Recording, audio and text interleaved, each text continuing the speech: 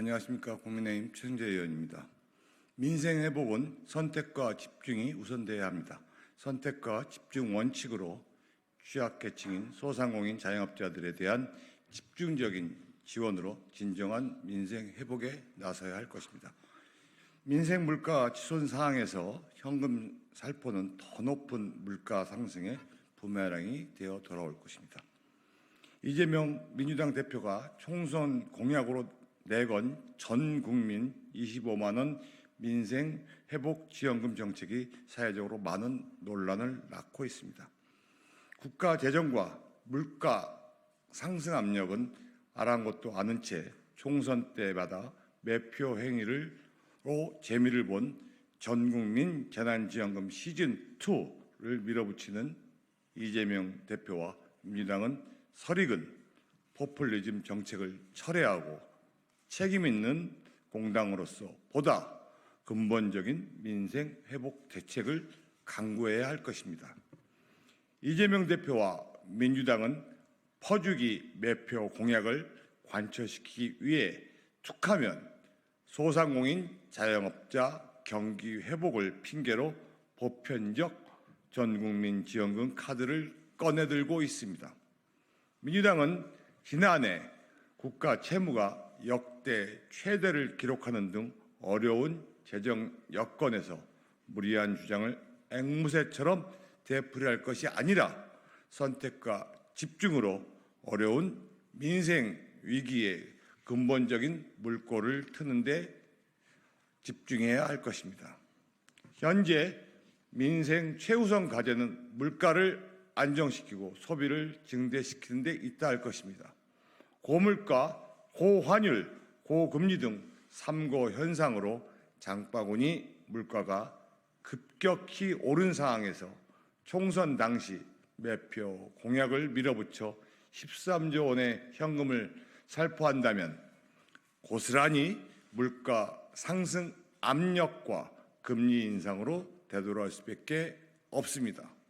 형편이 괜찮은 사람들은 모르겠지만 정작 형편이 어려운 취약계층인 소상공인 자영업자들은 현재 적은 돈만 받고 향후 큰 돈이 나가는 상황이 벌어질 수밖에 없을 것입니다.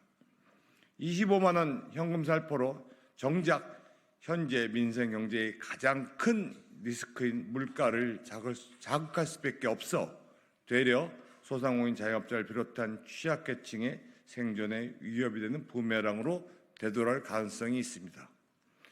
코로나 사태 당시 지급했던 전국민 재난지원금은 정작 소비 진작 효과가 미미했다는 분석이 줄을 잇고 있습니다. 문재인 정부 당시 국책연구원인 한국개발연구원 KDI 2020년 발표한 긴급 재난지원금 정책의 효과와 시사점 보고서에 따르면 재난지원금 지급에 따른 소비 증대 효과는 0.26에서 0.36배 정도로 100만 원을 받았을 때 추가 소비로 이어진 것은 불과 26만 원에서 36만 원에 불과하다는 것이 연구 결과로 이미 나와 있습니다. 또한 2022년 말 발표된 서울연구원의 코로나의 서울 자영업 영향과 보편적 재난지원금 효과 보고서에 따르면 보편적 재난지원금이 정작 타격을 크게 입은 음식점, 주점 등 대면 서비스 업종에서는 수혜가 가지 않았다는 연구 결과도 나와 있습니다. 코로나 사태로 직격탄을 맞은 소상공인 자영업자의 손실보전 수단으로는 적합하지 않았다는 분석이 연구 결론으로 제시되었습니다. 이 보고서는 업종별 매출 감소율과 같은 기준을 적용해서 선별적으로 지원하겠다는 것이 자영업 매출 손실 보전에 더 크게 효과적이고 공평한 결과를 가져다 줄 수 있을 것이라고 지적했습니다. 이렇듯 수많은 보고서와 경제 전문가들이 전 국민 일괄 지원금 지급의 한계와 폐해에 대해 지적하고 있는 상황에서 이재명 대표와 민주당은 무리한 총선 공약을 일방적으로 시키려고만 할 것이 아니라 협치를 바탕으로 국가 경제를 고려하여 현실적인 대책 수립을 위해 나서야 할 것입니다. 민생 위기 극복 차원에서 추경이 필요하다면 무엇보다 코로나 사태의 직접 당사자로 아직도 코로나 사태의 터널에서 헤어나오지 못하고 있는 소상공인 자영업자들에 대한 집중적인 지원책이 우선되어야 마땅할 것입니다. 언론 보도에 따르면 작년 12월 말 기준 335만 명의 개인 사업자가 총 1,110조 원의 금융기관 대출을 떠안고 있는 것으로 집계되었습니다. 특히 3개월 이상 연체 금액은 27조 383억 원으로 전년 9조 892억 원 대비 49.7%나 급증했습니다. 빚을 내어 돌려막기로 겨우 버텨온 소상공인 자영업자들의 속절없이 무너지고 있는 것입니다. 지원이 절실하게 필요한 분들에게 선택과 집중으로 단비를 내려 진정한 민생 회복에 나서야 할 때가 바로 지금입니다. 상황이 이러한데도 국가 재정은 아랑곳 안 한 채 국회의원들이나 재벌이나 취약계층이나 똑같이 돈을 나눠 소비 진작을 유도하겠다는 것이 이재명 대표의 퍼주기 정책은 되려 물가 상승의 부메랑이 되어 소상공인 자영업자들에게는 근본적인 체력만 악화시킬 것입니다. 일시적으로 설익은 포퓰리즘 정책이 남발된다면 현재의 고착화된 민생 위기를 극복하기는커녕 더욱 악화시킬 수밖에 없음을 분명히 지적하고자 합니다. 민생 회복 자금이 필요하다면 선택과 집중의 원칙을 우선하는 것이 중요합니다. 적재, 적소의 원칙으로 반드시 지원이 절실한 소상공인 자영업자를 비롯한 취약계층에게 지원이 돌아가야 마땅할 것입니다. 빚의 굴레에 허덕이는 소상공인 자영업자들에 대한 대대적인 원리금 감면, 대출이자 탕감, 전기료 등 공과금 감면, 더 나아가서 부가세를 비롯한 한시적인 세금 부담 완화 등 실질적으로 소상공인 자영업자들이 체감할 수 있는 대책으로 진정한 소비 진작과 민생 회복에 나서야 할 때입니다.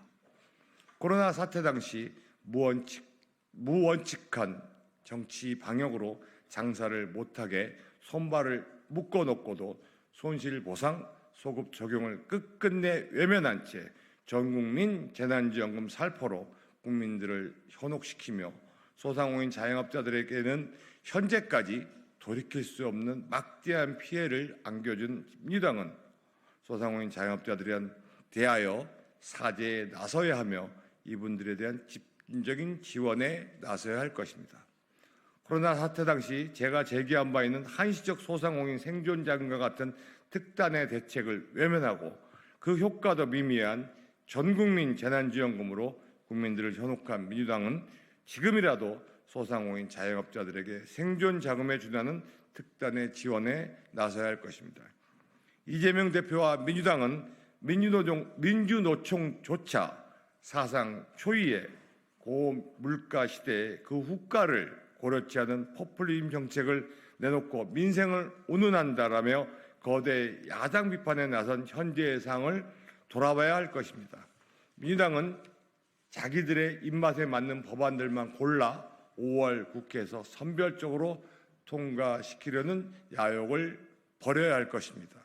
민주당이 협치에 기반해 정부 여당과 머리를 맞대고 이번 5월 국회가 소상공인 자영업자를 비롯한 취약계층의 민생이 진정으로 회복되는 정기를 만들 수 있도록 논의의 장에 임할 것을 촉구합니다.